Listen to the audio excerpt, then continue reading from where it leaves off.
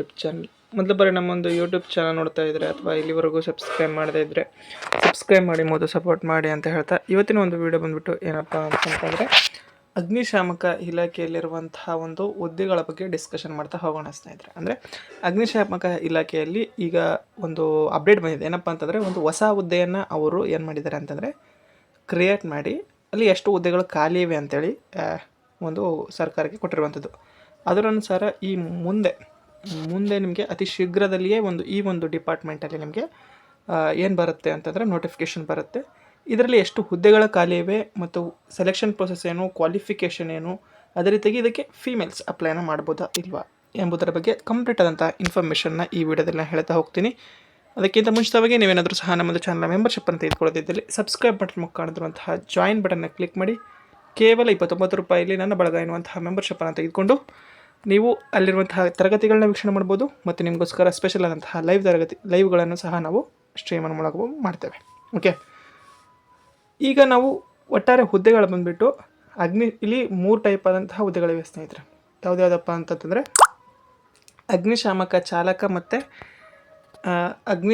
ಚಾಲಕ ತಂತ್ರಜ್ಞ ಮತ್ತು ಅಗ್ನಿಶಾಮಕ ಅಂತೇಳಿ ಈ 3 ಹುದ್ದೆಗಳಲ್ಲಿ ಒಟ್ಟಾರೆಯಾಗಿ ಖಾಲಿ ಇರುವಂಥ ಹುದ್ದೆಗಳು ಬಂದುಬಿಟ್ಟು ಅಗ್ನಿಶಾಮಕ ಚಾಲಕ ಅಂದರೆ ಡ್ರೈವರ್ ಬಂದುಬಿಟ್ಟು 294 ಮತ್ತು ಚಾಲಕ ತಂತ್ರಜ್ಞ ಬಂದುಬಿಟ್ಟು 32, ಅಗ್ನಿಶಾಮಕ ಅಂತೇಳಿ ಇದು 1502 ಹುದ್ದೆಗಳು. ಟೋಟಲಾಗಿ 1828 ಹುದ್ದೆಗಳು ಖಾಲಿವೆ ಸ್ನೇಹಿತರೆ. ಓಕೆ, ಇದರಲ್ಲಿ ಒಂದು ಹೊಸ ಹುದ್ದೆಯನ್ನು ಸಹ ಮಾಡಿದ್ದಾರೆ. ಯಾವುದಪ್ಪ ಅಂತಂದರೆ ಫೈರ್ ಆಪರೇಟರ್ ಅಂತೇಳಿ. ಇನ್ನು ಮುಂದೆ ಫೈರ್ ಆಪರೇಟರ್ ಹುದ್ದೆಯನ್ನು ಸಹ ನೇರ ನೇಮಕಾತಿ ಮೂಲಕ ಏನು ಮಾಡ್ತಾರೆ ಅಂತಂದರೆ ಆಯ್ಕೆಯನ್ನು ಮಾಡ್ತಾರೆ. ಓಕೆ, ನೇರ ನೇಮಕಾತಿ ಅಂತಂದರೆ ಏನಪ್ಪ ಅಂತಂತಂದರೆ ನಿಮಗೆ ನೇರ ನೇಮಕಾತಿ ಅಂದ ತಕ್ಷಣ ನಿಮಗೆ SLC ಪರ್ಸೆಂಟೇಜ್ ಮೇಲೆ ಅವರು ಆಯ್ಕೆ ಮಾಡಲ್ಲ. ಇದನ್ನು ಸಹ ಅವ್ರು ಏನು ಮಾಡ್ತಾರೆ ಅಂತಂತಂದರೆ CET ಮೂಲಕವೇ ನಿಮ್ಮನ್ನು ಸೆಲೆಕ್ಟನ್ನು ಮಾಡ್ತಾರೆ ಸ್ನೇಹಿತರೆ. ಓಕೆ, ಇಲ್ಲಿ ನೀವು ನೋಡ್ಬೋದು ಇದಕ್ಕೆ ಬೇಸಿಕ್ ಪೇಮೆಂಟ್ ಬಂದುಬಿಟ್ಟು 37,500 ಇರುತ್ತದೆ. ನೆಕ್ಸ್ಟ್ ಇದಕ್ಕೆ ಒಂದು ಕ್ವಾಲಿಫಿಕೇಷನ್ ಬಂದುಬಿಟ್ಟು ಏನು ಇರುತ್ತದೆ ಅಂತ ನೋಡೋದಾದರೆ ಇದಕ್ಕೆ ಕ್ವಾಲಿಫಿಕೇಷನ್ ಬಂದುಬಿಟ್ಟು ಕೇವಲ SLCಯನ್ನು ಪಾಸಾದರೆ ಸಾಕು. ಇಲ್ಲಿ ಕೊಟ್ಟಿದ್ದಾರೆ ನೋಡಿ, ಅಗ್ನಿಶಾಮಕ ಹುದ್ದೆಗೆ SLC ಉತ್ತೀರ್ಣತೆ ಆಧಾರದ ಮೇಲೆಯೇ ನೇರ ನೇಮಕಾತಿ ಮಾಡಿಕೊಳ್ತಿದ್ದು ಇದನ್ನು ಕೇವಲ SLC ಪಾಸಾದರೆ ಅಗ್ನಿಶಾಮಕ ಹುದ್ದೆಗೆ ನೀವು ಅಪ್ಲೈನ ಮಾಡ್ಬೋದು. ಏನು ITI ಬೇಕಾಗಿಲ್ಲ, ಏನೂ ಬೇಕಾಗಿಲ್ಲ, ಬರೀ SLC. ನೆಕ್ಸ್ಟ್ ಡ್ರೈವರಿಗೆ ಬಂದುಬಿಟ್ಟು ನಿಮಗೆ ಭಾರಿ ವಾಹನ ಚಾಲನಾ ಪರವಾನಗಿ ಅಂದರೆ ಡ್ರೈವಿಂಗ್ ಲೈಸೆನ್ಸ್ ಇರಬೇಕು.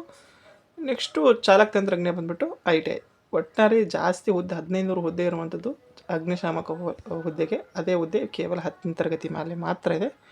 ಹಾಗಾಗಿ ಪ್ರತಿಯೊಬ್ಬರು ಸಹ ನೀವೇನು ಮಾಡ್ಬೋದು ಅಂತಂತಂದರೆ ಅಪ್ಲೈಯನ್ನು ಮಾಡ್ಬೋದು ಸ್ನೇಹಿತರೆ.